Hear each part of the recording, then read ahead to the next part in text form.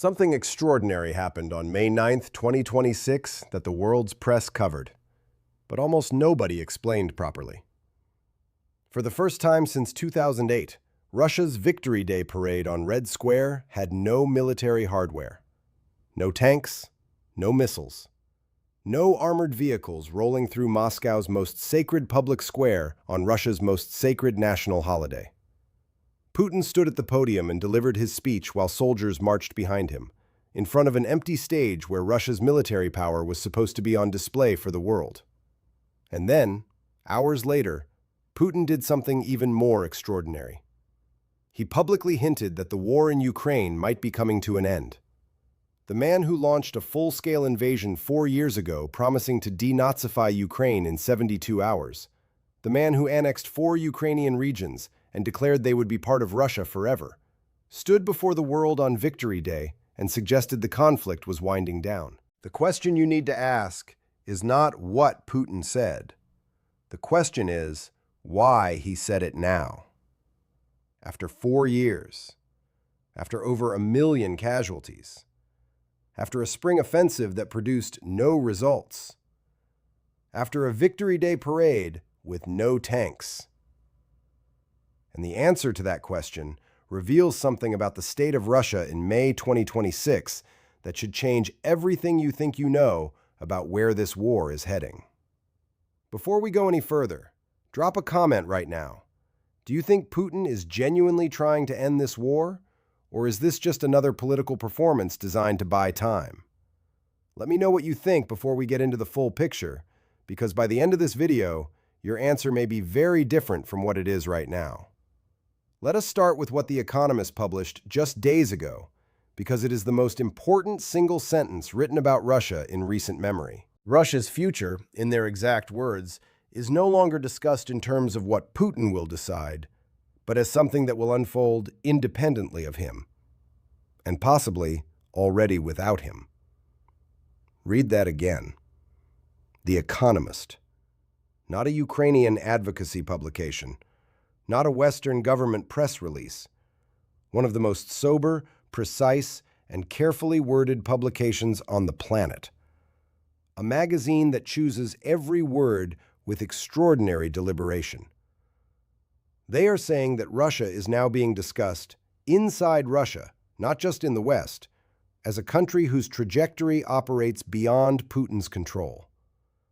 And the Wall Street Journal added to this picture, describing a sense of mounting unease within the Kremlin as it grapples with domestic and economic problems, plus increasing signs of dissent and setbacks on the battlefield. Mounting unease. Inside the Kremlin itself. Not in the opposition, not in exile communities, not in Western capitals. Inside the building where Putin's inner circle works every day. What has created this unease is not any single event.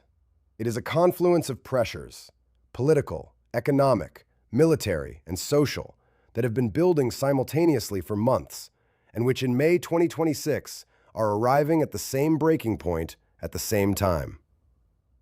Let us start with the political picture inside Russia, because it is the most alarming.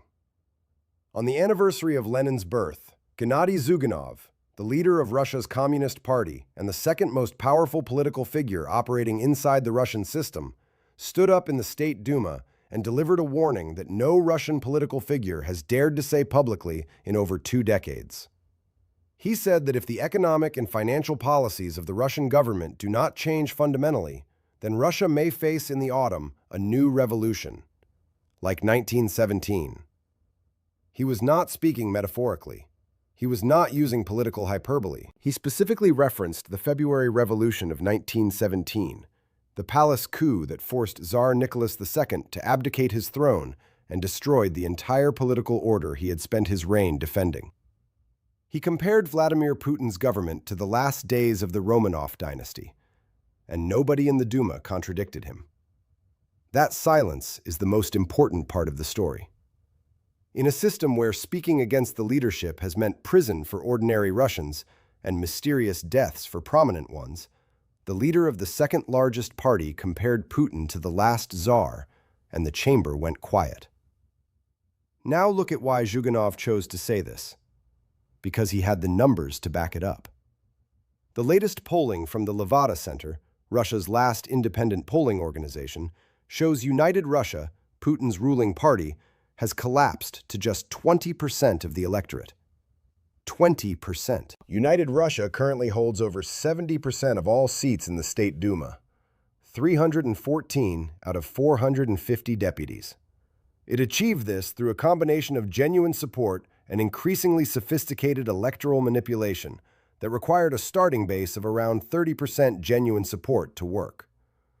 From 20%, the math breaks down completely. At 20% genuine support, United Russia is now polling neck and neck with the Communist Party, the same party whose leader just compared Putin to the last Tsar in front of the full parliament. And September 2026 is coming. Russia will hold its first State Duma elections since the invasion began on September 18th through 20th. These are not presidential elections. Putin is not on the ballot, but United Russia's performance in those elections will determine whether it maintains the constitutional majority it needs to protect Putin and his inner circle from legal accountability, both during and after his eventual departure from power. From 20% of genuine support, maintaining a constitutional majority requires a level of electoral fraud so visible, so brazen, that it risks triggering exactly the street protests Putin has spent his entire political career engineering his system to prevent. This is the political trap. Zyuganov named it. The Kremlin heard it, and the chamber went silent. Now let us look at the economic picture, because this is where Putin's real trap closes completely around him. Russia's GDP contracted 0.5% in the first quarter of 2026. The Kremlin's own economic think tank, the Center for Macroeconomic Analysis, has slashed its 2026 growth forecast to just 0.5 to 0.7%. That is economic near stagnation in a country spending approaching 40% of its federal budget on military operations. Russia's National Wealth Fund, the sovereign reserve account that Putin spent years building specifically to weather external economic shocks, has lost 14% of its value since January and is now 60% below its pre-invasion levels. Military spending is consuming resources at a rate that is actively destroying the private sector. Hundreds of thousands of Russia's most educated and productive citizens, engineers, doctors, scientists, technology entrepreneurs, have permanently immigrated. Russia's manufacturing sector is declining. Inflation is eroding household purchasing power. The cost of basic goods is rising faster than wages in non-military sectors can keep pace with. Economist Vladimir Milov, one of Russia's most respected independent economic analysts, warned specifically that 2026 would bring an unholy trinity of recession, inflation, and budgetary crisis arriving simultaneously. He called it the hardest economic year for Russia since the war began. And in a move that sent visible shockwaves through Russia's wealthy class, the Kremlin just effectively nationalized the assets of Vadim Moshkovich, a billionaire, a former senator, a man worth $2.9 billion, a man who was supposed to be protected by the unwritten rules that govern relationships between Russian oligarchs and the Kremlin. A Moscow court transferred 65% of his agribusiness giant Rusagro, 29 million rubles in foreign currency, over 10 billion rubles in frozen funds, and multiple corporate stakes to direct state control. The message to every Russian billionaire watching was unmistakable. Nobody is protected anymore. Not even former senators. Not even people who played by every rule the system created. If the Kremlin decides it needs your assets, it takes them. When the ruling class no longer believes their wealth is secure, the social contract that keeps them loyal to the regime begins to dissolve. And historically, in Russia specifically, it is when the wealthy turn inward and begin positioning themselves for survival rather than loyalty that the regime's real vulnerability becomes existential. Share this video right now if you think the mainstream media is not connecting these dots clearly enough. Because what is happening inside Russia simultaneously, politically, economically, militarily, and socially, is bigger than any single story, and it is not being reported as a complete picture. Now let us talk about what the economist called Zugzwang, a term from chess describing a position where every available move worsens your position, where being forced to act is itself the problem, where the only way to survive is to not move. But the rules of the game require you to. Putin is in Zugzwang. He cannot acknowledge defeat in Ukraine without triggering the political collapse that his authoritarian system was built to prevent. His regime justified 25 years of repression and centralized control by promising to restore Russian greatness. A peace deal that does not look like total victory is not a deal he can sell, especially not to the military bloggers, the grieving mothers, the veterans who have been told their sacrifice has purpose and meaning. But he cannot continue the war indefinitely. The manpower is bleeding out at 35,000 per month. The economy is contracting. His political support has collapsed to 20%. His inner circle is being surveilled and suspected. His parliament is warning of revolution. His billionaires are watching their assets get seized. His generals are defending the use of donkeys to supply frontline troops. And on May 9th, on Victory Day, the most powerful military nation in Europe could not safely place a single tank on the public square of its own capital city for its own national holiday. So Putin did what leaders in Zugzwang do. He spoke. He told the world the war was winding down. He said he was ready to meet Zelensky. He suggested the end might be near.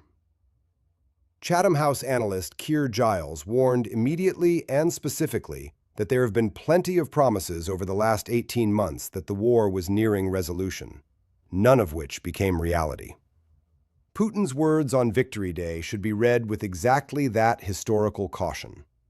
He is not ending the war because he wants to. He has no viable path to winning it.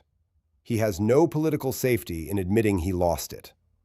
And he cannot sustain the cost of continuing it. Every move available to him makes his position worse. Tell me in the comments, what do you think breaks first inside Russia? The economy, the military, the political system, or the ruling class? Because all four are cracking simultaneously, and the timing of which one goes first will determine everything about how this ends.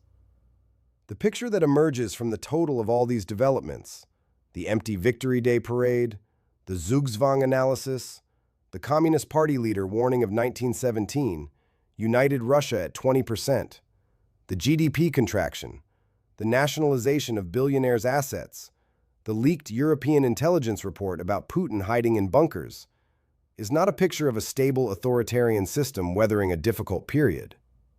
It is a picture of a system under simultaneous pressure from every direction at once. Military pressure from Ukraine's battlefield advances, economic pressure from sanctions, drone strikes on oil infrastructure, and collapsing growth. Political pressure from the September elections and collapsing party support. Social pressure from 350,000 confirmed dead and the families left behind. Elite pressure from asset nationalizations that break the fundamental compact between the Kremlin and the oligarch class. No single one of these pressures would be sufficient to threaten the system on its own. Putin has survived individual crises before. He survived the Prigozhin mutiny. He survived economic sanctions. He survived battlefield setbacks. What he has never faced is all of them simultaneously, at full intensity, with no credible path to relieving any of them. That is what May 2026 looks like inside Russia. And the man who has run that country for 25 years stood in front of an empty parade ground, with foreign leaders mostly absent, with the internet shut down around Moscow for security reasons, and told the world the war was winding down. That is not the sound of a man in control. That is the sound of a man who has run out of runway. This is the Intel Room. If this video changed how you see what is happening inside Russia right now, subscribe immediately and hit the notification bell. The September elections are 3 months away. The economic data gets updated every month, and the political situation inside the Kremlin is moving faster than any analyst anticipated. We will be here for every development. We will be watching.